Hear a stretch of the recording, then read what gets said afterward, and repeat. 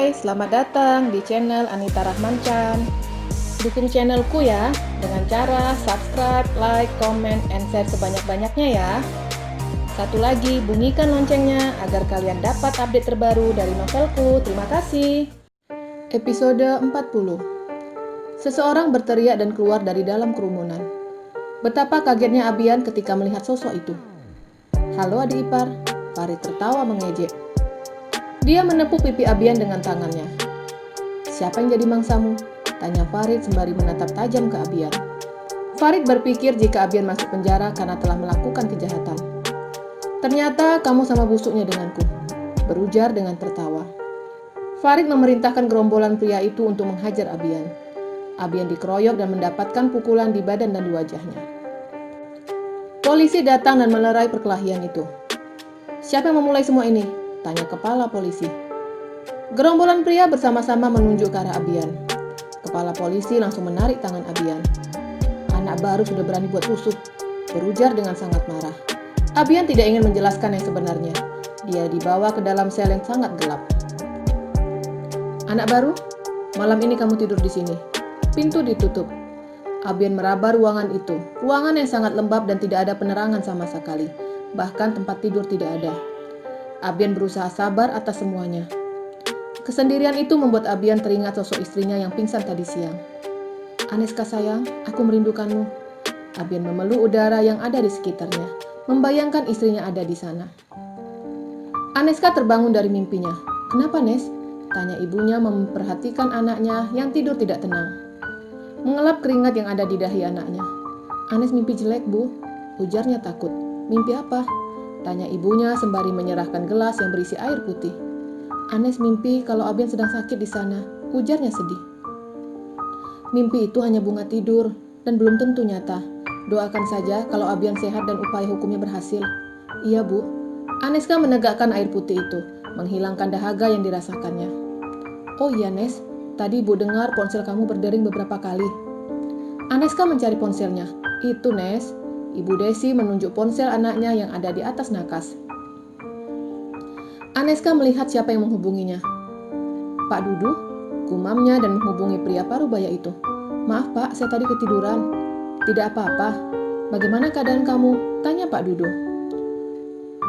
"Jauh lebih baik Pak," sahutnya. Aneska mulai berpikir. Menurutnya tidak mungkin pengacara itu menghubunginya secara berulang, hanya untuk menanyakan keadaannya. "Pak, ada apa?" tanyanya penasaran. Tuan Abian sudah tidak berada di penjara yang dulu," ujar Pak Dudu. "Dipindahkan kemana Pak?" tanyanya penasaran. "Ke penjara pusat dan berada di tempat terpencil," jelas Pak Dudu. "Berapa waktu yang dibutuhkan ke penjara itu?" tanyanya lagi. 2 jam, Nes." 2 jam? Aneska bingung. Dia harus menghabiskan waktu 4 jam setiap hari. Waktunya akan habis di perjalanan, sedangkan dirinya sedang mengandung dan membutuhkan istirahat yang cukup. "Saran saya, tidak usah sering ke sana. Kamu pasti akan capek," ujar Pak Dudu. "Iya Pak, tapi saya harus ke sana besok." "Kalau kamu ingin mengirimkan sesuatu untuk Abian, bisa titip ke tim saya," ujar Pak Dudu yang mengerti repotnya Aneska harus bolak-balik ke sel hanya untuk bertemu suaminya. Sedangkan waktu bertemunya dibatasi kurang lebih 15 menit. "Enggak Pak, saya harus menyampaikan ini sendiri ke Abian." "Baik Nes, terserah kamu." Pak Dudu memberikan alamat sel itu dan setelah itu panggilan terputus. "Kenapa Nes?" Ibunya mengerti tentang raut wajah anaknya, tapi tidak tahu apa yang sedang dibicarakan anak dan pengacara parubaya itu. "Abian dipindahkan, Bu," sahutnya lemas. "Kemana, Nes?" "Ke penjara pusat dan harus menempuh perjalanan 2 jam, jelasnya. "Ya ampun, Nes." Ibu Desi duduk di sebelah anaknya. "Waktu kamu akan habis di perjalanan, belum mengurus perusahaan," ujar ibunya khawatir. "Iya, Bu, Anes tahu, tapi Abian membutuhkan Anes." "Iya, Ibu tahu, tapi kondisi kamu sedang hamil, Nes. Jangan karena memaksakan diri, kandungan kamu kenapa-kenapa," ujar ibunya mewanti-wanti. "Doakan Anes dan cucu Ibu sehat selalu." "Iya, Nak, Ibu selalu mendoakan kamu," ujar ibunya. Di rumah sakit. "Mbak, kita kapan ke Istana Basam?" tanya Tiara. "Kapan ya?" ujarnya berpikir mencocokkan waktu libur mereka. "Kata Zidan, hari ini putusan sidang Tuan Abian." "Oh ya, apa putusannya?" tanya Tami penasaran. "Katanya Tuan Abian dinyatakan bersalah dan divonis 2 tahun penjara," jelas Tiara. "Ya Allah, kasihan banget Aneska. Besok kita ke sana." Besok kita nggak libur, Mbak, Tiara mengingatkan. Kita datang saja ke kantor Aneska. Basam Group tidak terlalu jauh dari sini. Beda kalau ke istana, bagaimana? Tami membutuhkan pendapat temannya. Oke, aku setuju. Keduanya kembali bekerja. Keesokan harinya, Aneska benar-benar tidak diizinkan ibunya untuk makan di ruang makan. Semua makanan diantar ke kamar.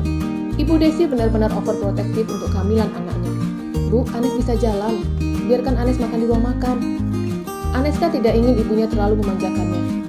Nes, ingat kejadian dulu. Jadi ada baiknya kita berjaga-jaga. Ibunya mengingatkan. Aneska paham dengan kekhawatiran ibunya. Selesai makan, jangan lupa minum vitaminnya dan susu. Ibu Desi pergi meninggalkan anaknya yang sedang melahap sarapan paginya. Selesai makan, Aneska meminum vitamin tentunya dengan bantuan pisang. Setelah itu minum susu ibu hamil. Aduh, kenyang banget. Gumamnya dan mulai terasa mual. Aneska mencoba menahan agar makanan yang dimakannya tidak keluar. Tapi semakin ditahan, rasa mual itu semakin terasa. Aneska pergi ke kamar mandi dan memuntahkan semuanya. Ibu Desi baru masuk ke kamar anaknya dan mendengar suara anaknya muntah. Ayo sini. Ibu Desi membantu anaknya untuk duduk. Aneska terlihat lemas. Semuanya keluar, Bu, ujarnya lemas. Hamil muda memang seperti itu. Rasa mual itu akan hilang ketika masuk usia 5 bulan, jelas ibunya. Tapi kasihan anakku, Bu, sahurnya. Makanya banyak makan, jadi nutrisi anak kamu tercukupi, jelas ibunya. Tapi Anes mual, Bu. Ya dipaksa, Nes, bisa diganti dengan buah atau roti, yang penting jangan kosong. Jelas ibunya lagi dan teringat vitamin anaknya. Vitamin sudah diminum? Udah, tapi sudah keluar lagi. Oh ya sudah, nggak apa-apa. Aneska bersiap pergi ke penjara yang baru. Ibunya selalu mengingatkan anaknya untuk meminum vitamin yang dibawakannya.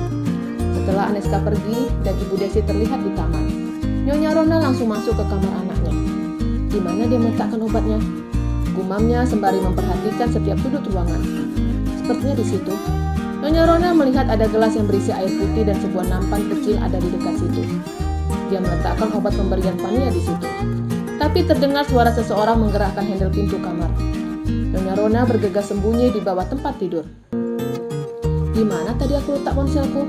Gumam Ibu Desi mencari ponselnya. Tapi terdengar suara ponselnya. Wanita parubaya itu meraba saku celananya.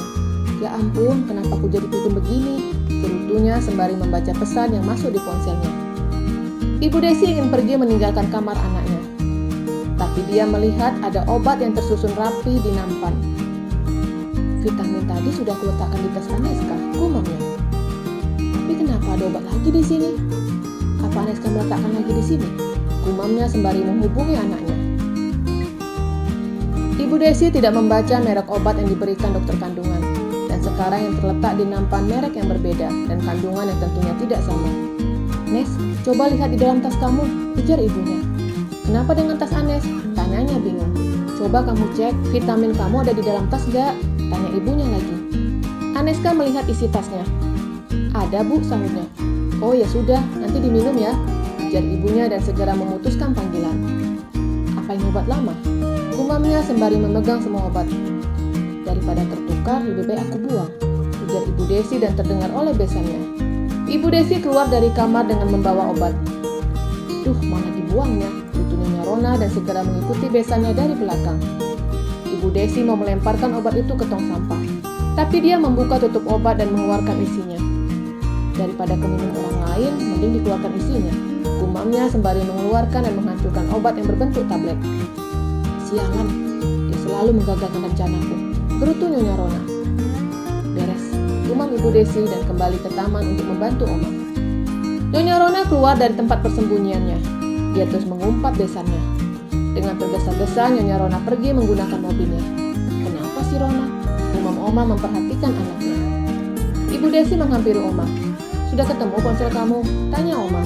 Sudah, ternyata dari tadi ponselku ada di saku. Ibu Desi tertawa lucu menceritakan pikunnya. Wanita parubaya itu mulai bercocok tanam dengan Oma sembari mengobrol.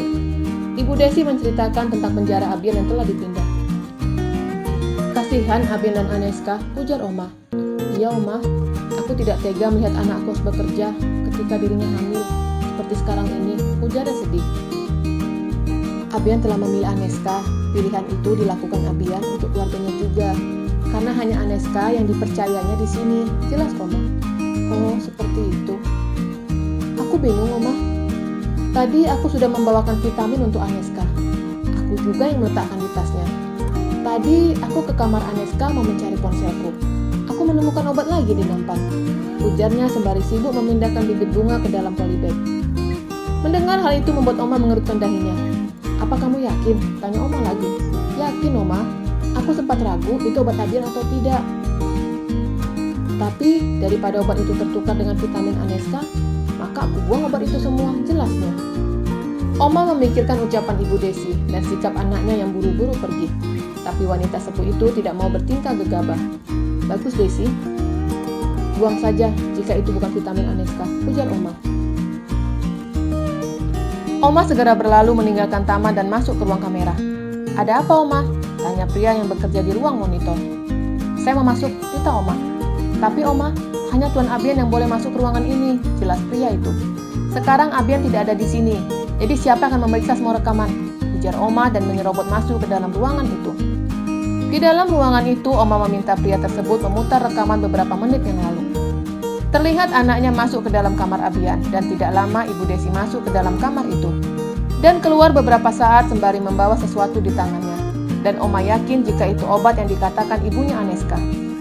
Dan semakin yakin jika itu perbuatan anaknya karena terlihat Nyonya Rona mengendap-endap sembari bersembunyi memperhatikan Ibu Desi membuang semua isi obat. Bersambung.